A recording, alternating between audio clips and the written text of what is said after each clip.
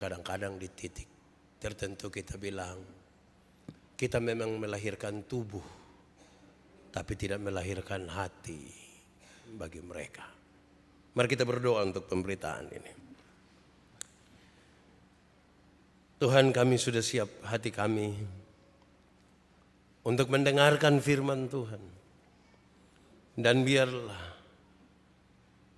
kami diperingatkan oleh Tuhan untuk apapun, kami siap. Dan biarlah kalau Tuhan mau mengajarkan sesuatu kepada kami siap. Dan biarlah terjadi kepada kami seperti apa yang Tuhan mau menurut kehendak-Mu. Jauhkanlah semua penggoda pencobaan Tuhan. Dalam damai sejahtera-Mu kami belajar firman Tuhan. Kami rindu pada firman-Mu. Berfirmanlah bagi kami Tuhan, dalam nama Yesus, firman yang hidup itu, kami berdoa. Amin. Bapak Ibu Saudara-saudara yang dikasihi dalam Tuhan Yesus, sekali lagi tema kita hari ini ialah Tuhan menggendong sampai masa tua. Pembacaannya terambil dari Yesaya pasal 46 ayat 1 sampai ayat yang ke-7. Yesaya 46 ayat 1 sampai ayat yang ke-7. Dewa Bel sudah ditundukkan, Dewa Nebo sudah direbahkan. Patung-patungnya sudah diangkut di atas binatang, di atas hewan yang pernah kamu arak. Sekarang dimuatkan sebagai beban pada binatang yang lelah, yang tidak dapat menyelamatkan bebannya itu.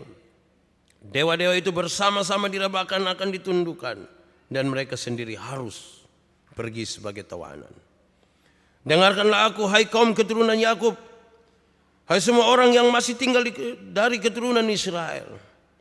Hai orang-orang yang kudukung sejak dari kandungan, hai orang-orang yang kujunjung sejak dari rahim. Sampai masa tuamu, aku tetap dia. Dan sampai masa putih rambutmu, aku menggendong kamu. Aku telah melakukannya dan mau menanggung kamu terus. Aku mau memikul kamu dan menyelamatkan kamu. Kepada siapakah kamu hendak menyamakan aku? Hendak membandingkan dan mengumpamakan aku sehingga kami sama? Orang mengeluarkan emas dari dalam kantongnya dan menimbang perak dengan dacing. Mereka mengupah tukang emas untuk membuat Allah dari bahan itu. Lalu mereka menyembahnya juga sujud kepadanya. Mereka mengangkatnya ke atas bahu dan memikulnya, lalu menariknya di tempatnya, di situ ia berdiri dan tidak dapat beralih dari tempatnya. Sekalipun orang berseru kepadanya, ia tidak menjawab, dan ia tidak menyelamatkan mereka dari kesesakannya. Demikian firman Tuhan. Berbahagia setiap orang yang mendengar firman, memelihara dan melakukan dalam hidupnya setiap hari. Haleluya. Haleluya. Haleluya. Haleluya.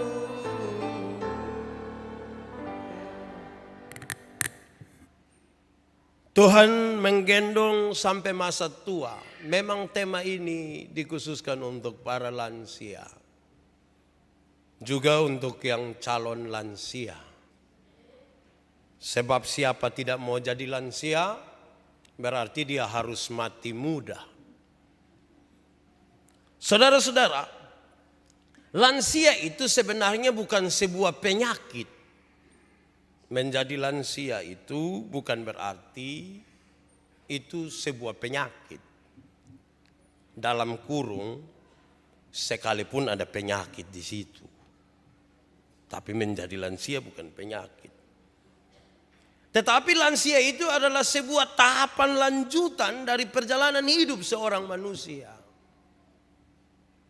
Tahapan lanjutan itu adalah sebuah proses yang alamiah saja. Semua orang yang hidup lama akan berproses sampai menjadi lansia.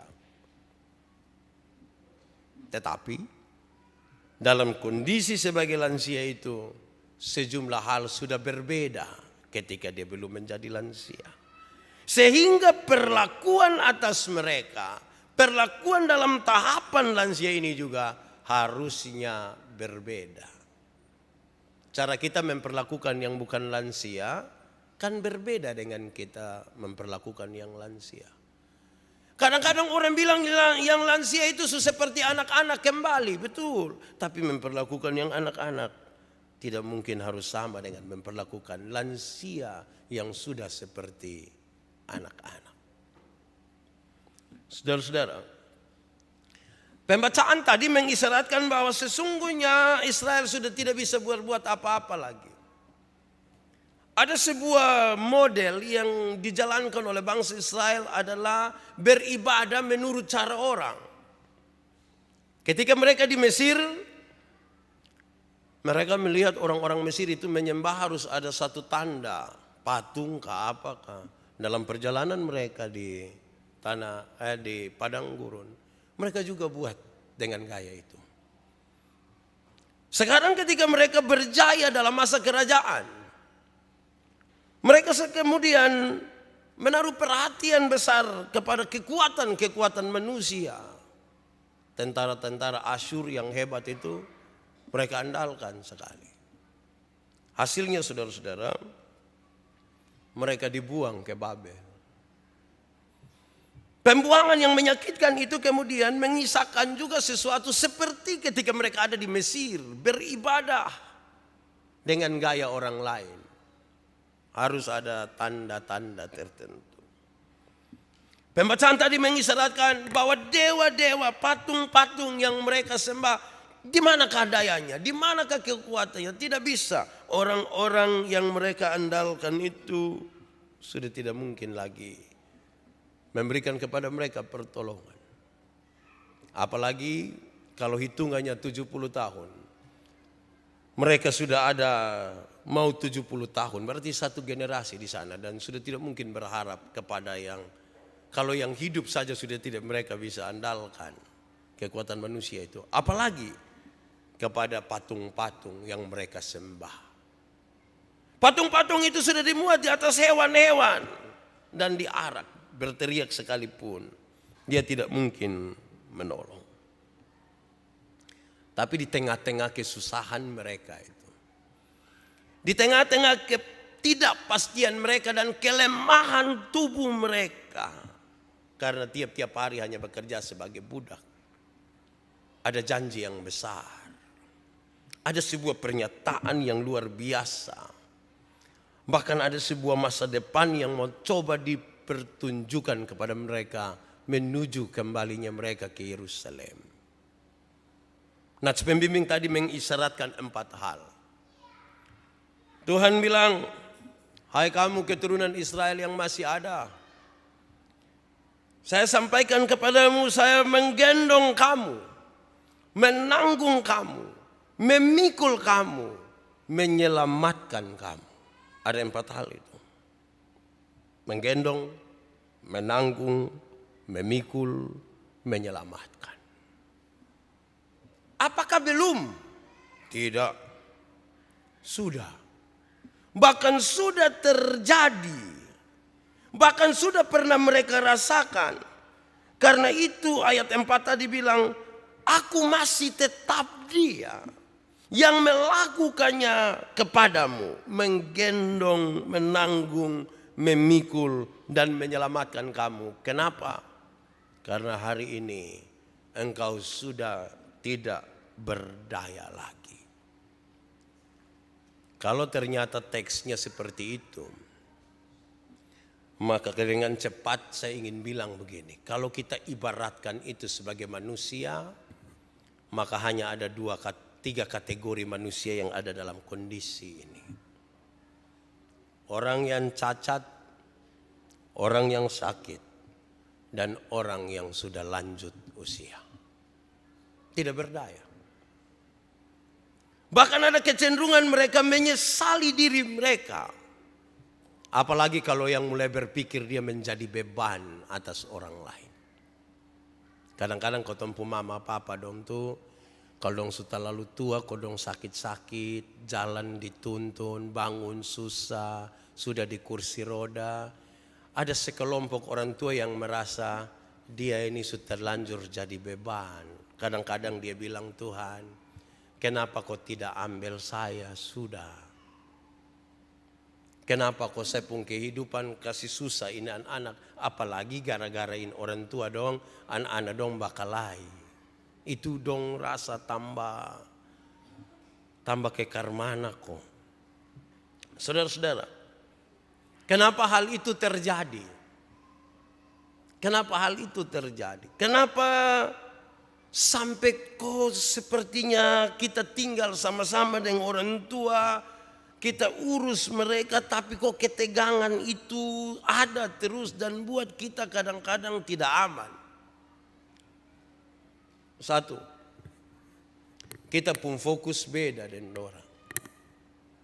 Anak-anak itu kan sementara fokus membuat diri matang. Mereka lagi fokus dengan pekerjaan mereka. Mereka lagi fokus dengan cita-cita yang besar di masa depan. Sementara orang tua, sementara fokus dengan perjuangan melewati masa tuanya.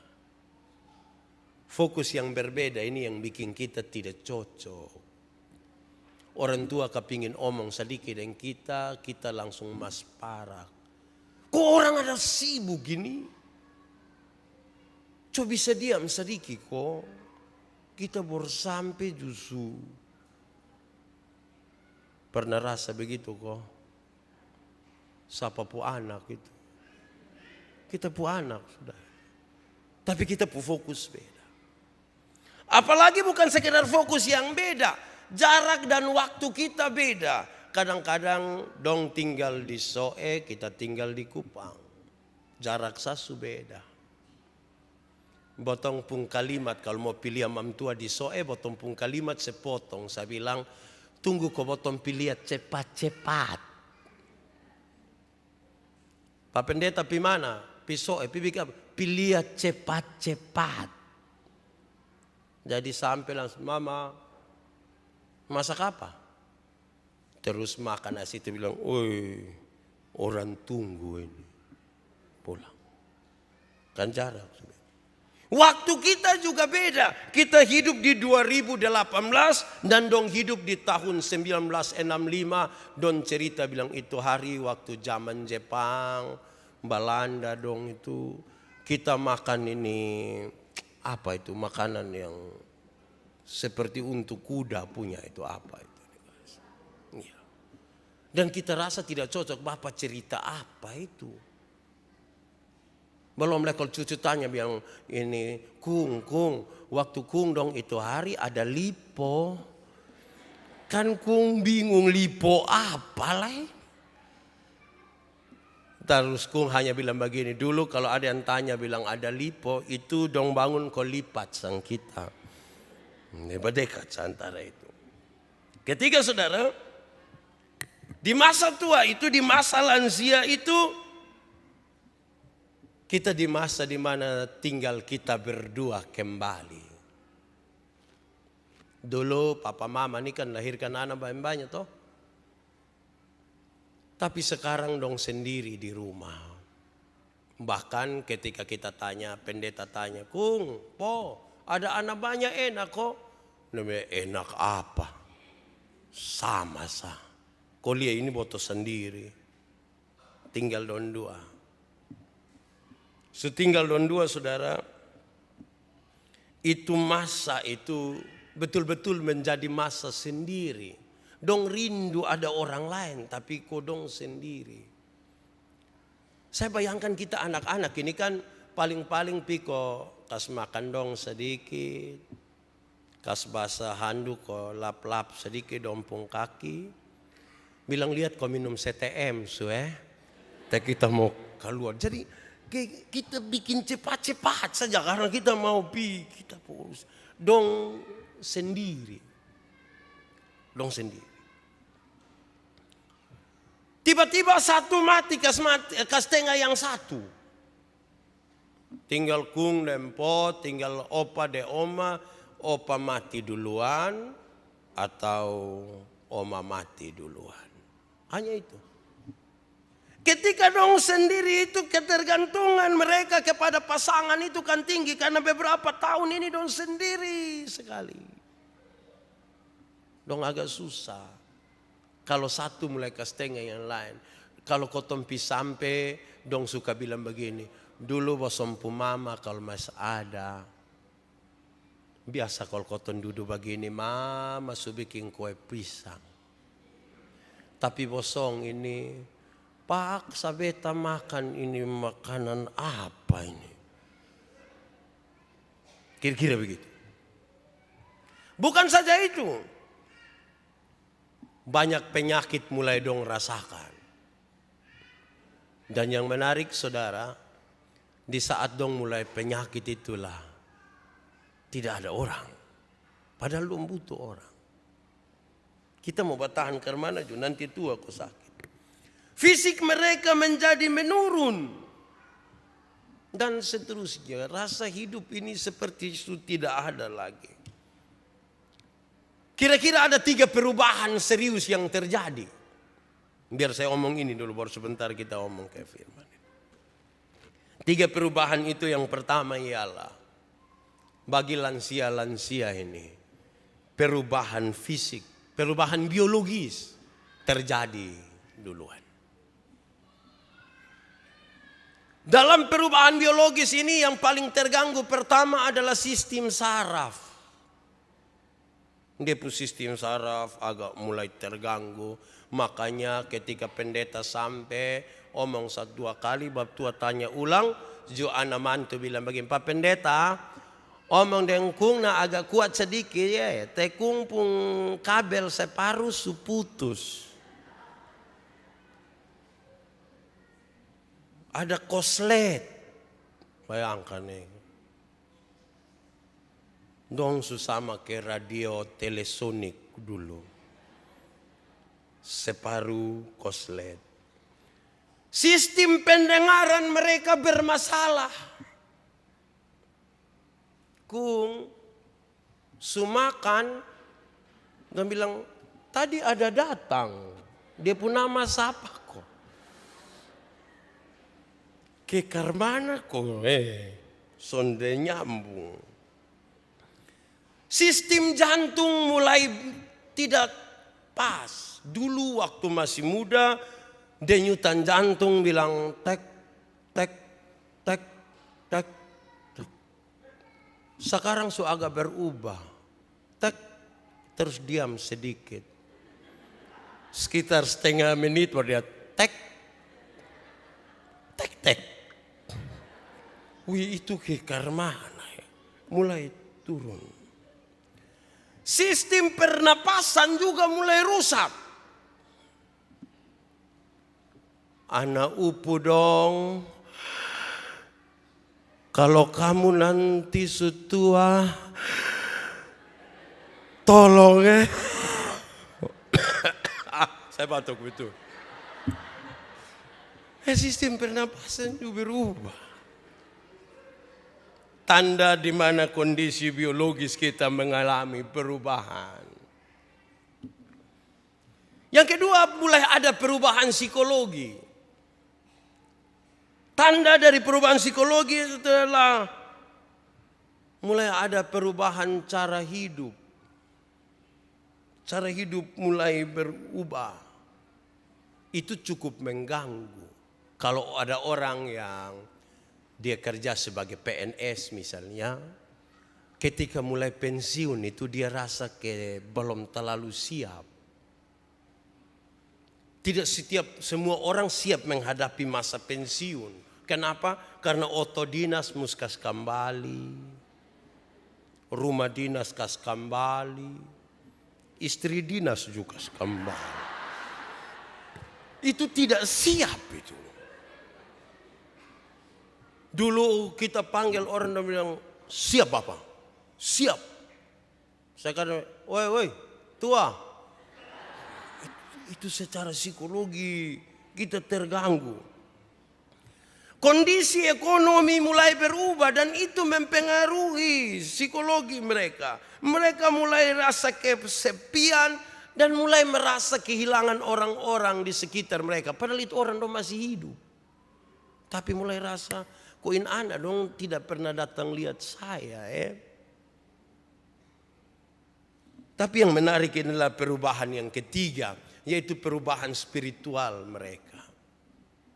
Orang kalau sudah tambah tua itu, lansia itu biasanya mayoritas, tidak semua, tapi paling banyak itu mereka mulai dipengaruhi oleh nilai-nilai agama. Kepingin sekali untuk doa terus.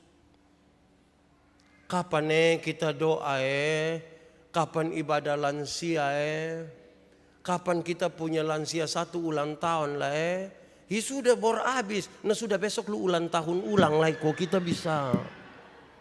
Karena doang bisa ibadah, bisa sembahyang.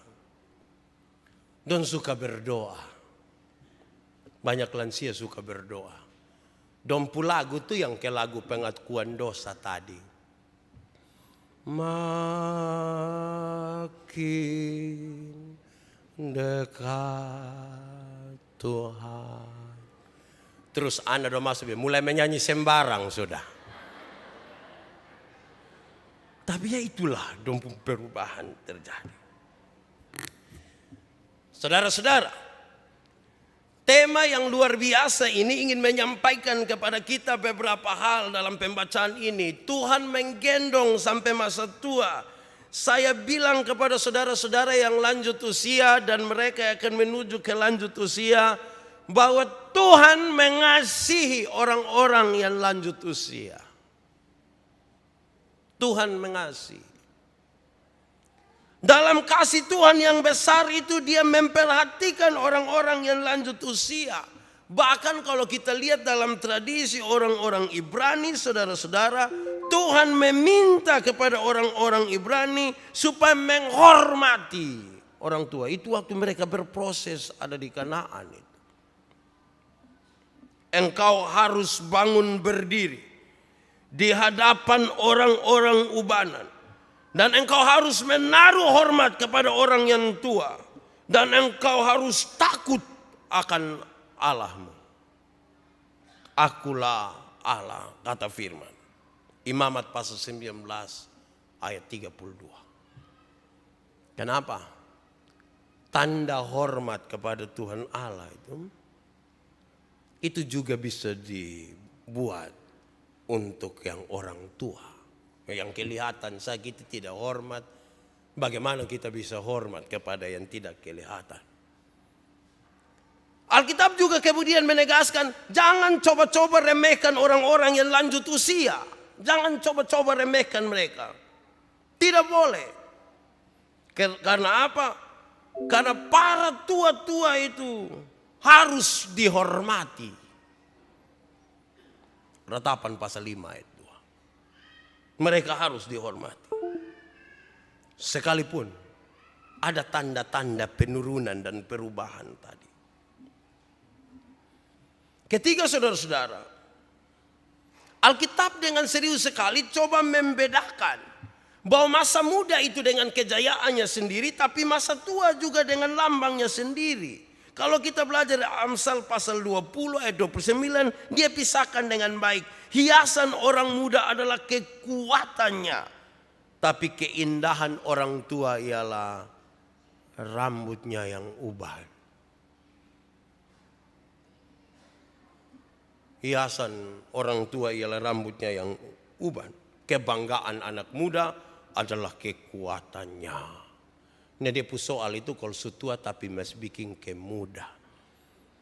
Kira dong mas kuat. Itu yang soal. Keempat saudara-saudara, Alkitab menegaskan bahwa lanjut usia itu sebuah karunia besar. Jadi jangan dulu patah semangat para lansia. Karena lanjut usia itu adalah sebuah karunia besar. Ini adalah kesempatan di mana Allah ingin melayani dia, mengenyangkan dia. Mazmur 91 ayat 16. Aku ingin melayani engkau. Ada masa lebih di situ. Berarti menjadi lansia tidak usah putus asa duluan. Kadang-kadang kita ini kan mulai dengan kami ini sudah tidak laku lagi. Masih laku. Lelang. Masih laku. Jangan cepat-cepat putus asa begitu. Nah, saudara-saudara, karena itu maka beberapa hal ini akan menjadi bagian kita semua. Kita catat, kita renungkan, dan kita pulang, kita pakai itu. Saudara tidak usah rasa takut. Kemarin hari Minggu, saya habis pimpin kebaktian pagi di Emmaus Lilibas. Saya bawa materi satu di Immanuel Epura. Ada seorang ibu bertanya kepada saya di sisi pertanyaan. Ibu itu bilang begini, Pak Pendeta, tolong kasih tahu saya dulu. Kira-kira kalau kita pu anak dong itu dong sumenika nanti. Hal-hal yang dulu kita ajar tuh dong bisa pakai lah kok tidak. Kok mama kenapa tanya begitu? Kan saya lihat saya pu anak ini suruh berubah. Saya bilang dia sudah jadi satria baja hitam. Mam tua bilang, Pak Pendeta lu sembarang. Tapi mam tua melihat persis seperti tadi adegan sepotong di sini. Orang tua ajar baca Alkitab. Anak dong pulang son baca itulah. Padahal waktu orang tua kirim dong pi sekolah, kirim dengan harapan pulang dong suhafal Alkitab. Ternyata pulang dong angka buang Alkitab. Orang tua ajar dong menyanyi lagu rohani pakai gitar. Tadi acilan tahu main gitar apa? Tuh. Dong pulang dong son mau le dong su pakai headset. Pak Pendeta bilang dulu, kira-kira bisa kok tidak? Saya omong sedikit terus saya bilang, Mama, jangan berhenti berdoa Karena mama pun bisa buat kasih anak dong adalah terus berdoa. Pak Pendeta, kenapa Pak Pendeta bilang saya begitu? Saya bilang, kok mama mau kena mas parak? Terus dia bilang, betul. Saya pun anak dong sekarang sudah bisa mas parak saya. Saya bilang, itu karena dari dulu mama mas parak dong. Nah, mama dulu mas parak dong, sekarang dong mas parak mama toh. Mama tuh bilang, tidak juga, itu hari kan saya sayang dorang. Jadi mama kira dong tidak sayang mama kok. Tidak Pak Pendeta, saya takut sekali. Karena bukan dong, dong juga ada anak, lah saya cucu dong saya takut. Mama pun ketakutan tuh mau sampai kapan. Karena makin takut juga mama juga tidak bisa bikin apa-apa. Satu hal yang bisa mama buat adalah berdoa. Tidak ada cara lain. Kenapa? Harusnya orang yang umurnya makin panjang, makin jauh, makin tua, maka haruslah mereka makin banyak pengalaman, makin bertumbuh, makin giat dalam hal-hal rohani. Mereka harusnya lebih banyak berdoa. Saya pun kakak kena tabrak pas mati habis. Duduk dan saya pun bapak menjelang pemakaman. Saya bilang begini, Bapak, kenapa sampai orang tabrak kas mati kakak Rike ini pada saat bapak sudah tidak kuat lagi. Bapak tunduk kok air mata jatuh sedikit. Saya bilang, Bapak, kalau itu hari bapak masih kuat-kuat, baru don tabrak, saya yakin hari ini kita bakal lahi. Pasti kita ribut sekali. Tuhan izinkan ini terjadi di masa tua supaya Bapak hanya bisa berdoa. Tidak ada cara lain. Hanya ada satu cara, berdoa. Karena itu akan membuat kita bertumbuh. Fisik akan makin lemah.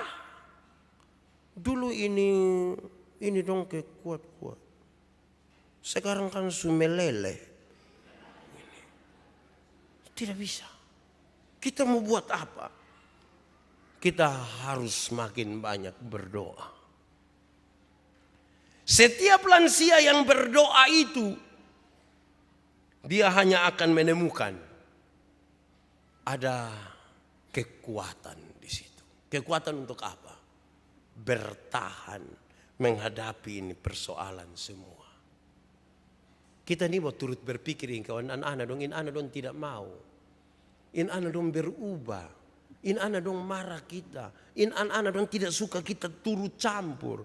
Anak dong ini buat semua yang baru. Ini anak-anak dong ini selalu ada yang lain dari kita. Dulu dong masih kecil dong tidak pernah baba sambung mulut dengan kita toh. Sekarang dong sudah bisa sambung mulut.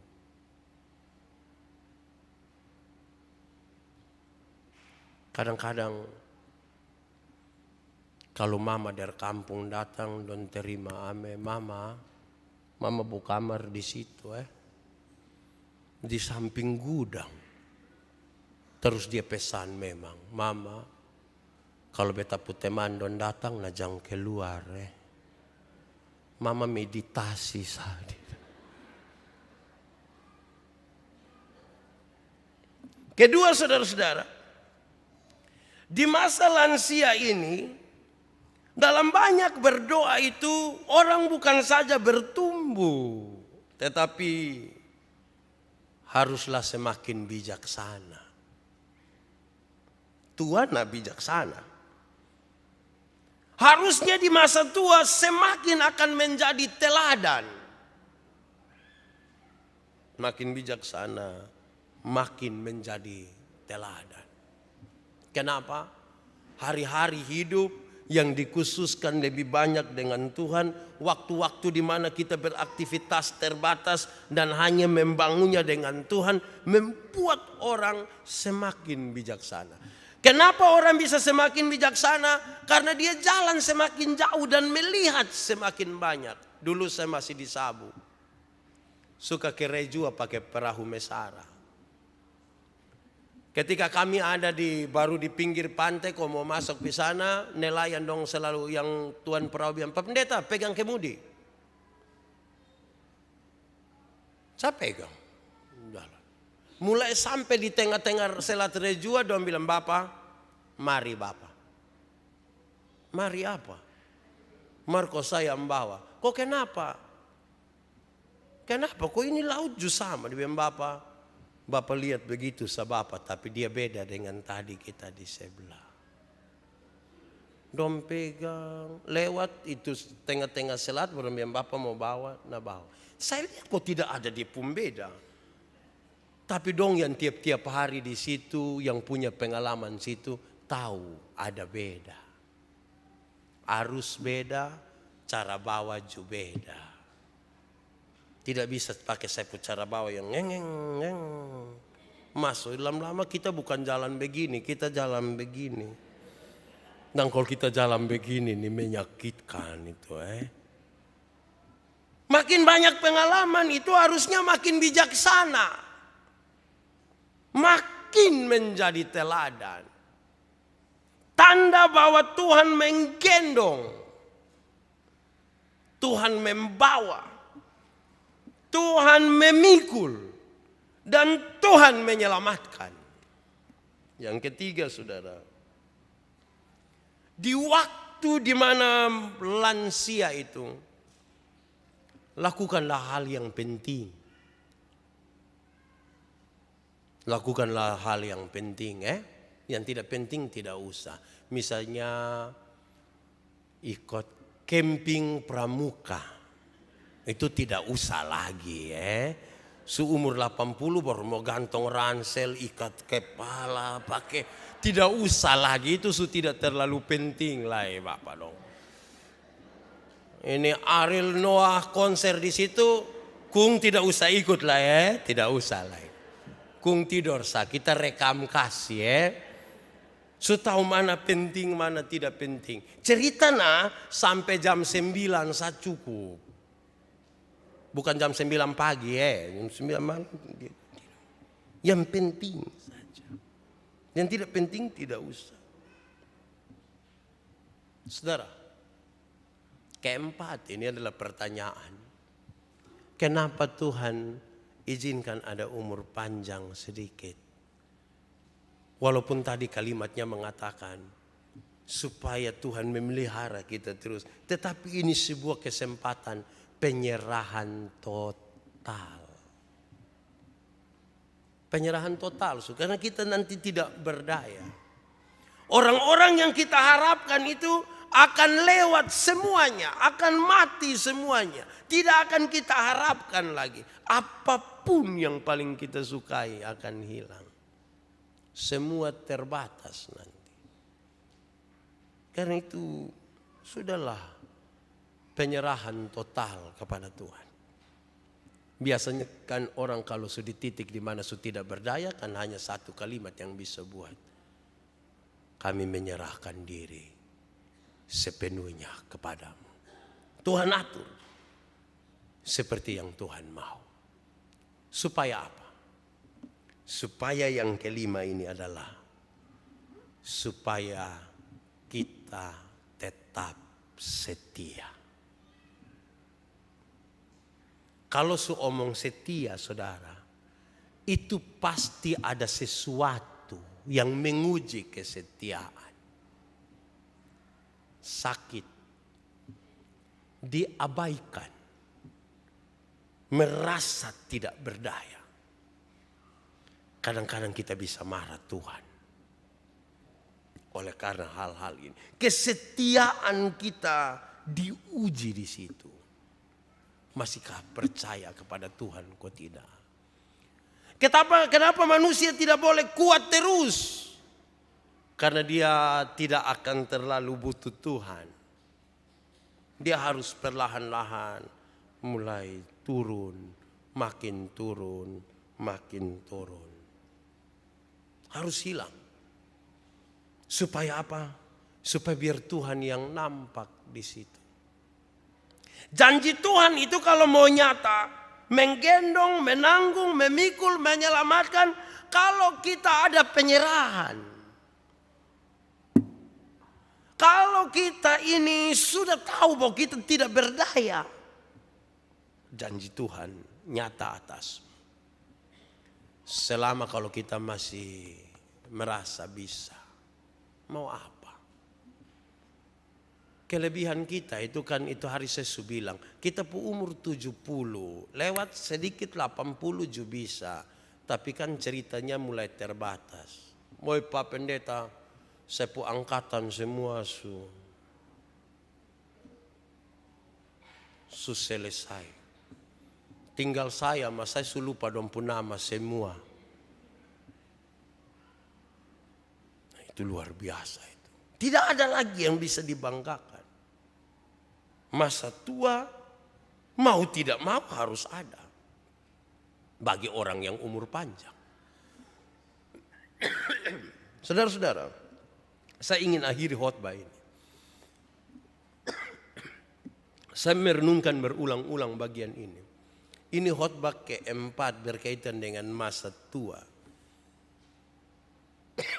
Satu-satunya yang bisa terjadi di masa tua ialah kita punya kesadaran sendiri bahwa Tuhan ada. Kalau orang sampai masa tua tidak pernah tahu bahwa Tuhan ada, itu orang paling sial dalam hidup ini. Kenapa begitu, saudara? Hidup ini kan pasti punya cerita-cerita. Mulai dari cerita awal, dia ada, dia besar, dia bekerja, dia melahirkan anak-anak, dia membesarkan mereka, dan seterusnya. Kan ada cerita-cerita. Dan secara filosofis dia bertanya, ini semua dari mana datangnya? Kenapa begini, kenapa begini? Kenapa begini, kenapa begitu? Kenapa begini, kenapa begitu? Kesimpulannya satu. Tuhan itu ada. Apalagi kalau umur makin panjang. Orang-orang yang sudah semakin tua itu cenderung makin teduh. Karena pikirannya makin mengerucut ke sesuatu. Anak-anak muda seperti kami ini kan belum pikir mati. Makanya mati kaget-kaget. Mati.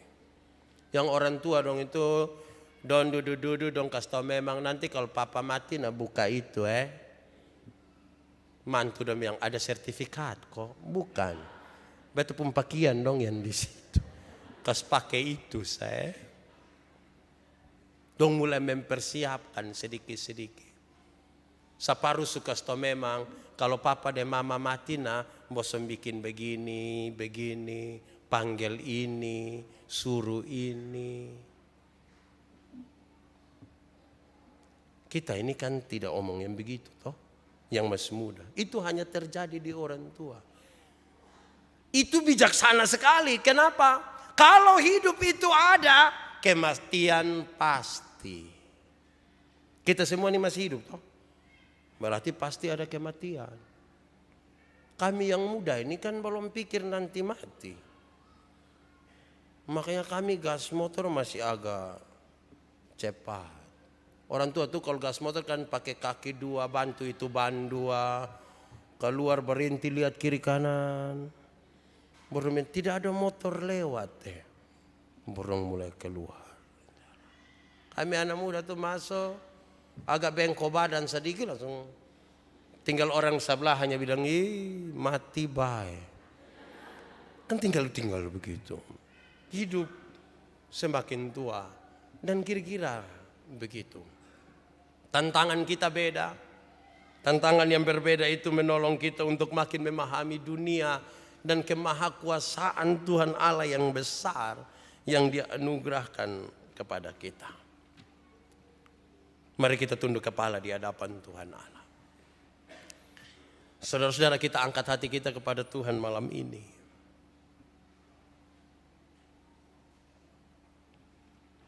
Kita percaya bahwa Tuhan izinkan ada orang tua yang lanjut usia bersama-sama dengan kita. Tuhan izinkan kita bisa menjadi masa tua sampai pada masa tua. Tidak mungkin tanpa maksud Tuhan.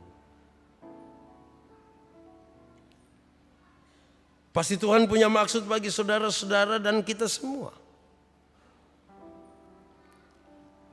Mari satu kalimat kita katakan kepada Tuhan malam hari ini untuk masa tua ini. Dan orang-orang yang lanjut usia yang ada di sekitar kita. Kita percaya Tuhan pasti menolong kita. Terima kasih banyak ya Bapa. Terpujilah namamu. Saya minta orang-orang yang lanjut usia umur 65 tahun ke atas. Mari silakan berdiri di tempat. Yang umur di atas 65 tahun. Kau selalu hadir saat aku rindukanmu.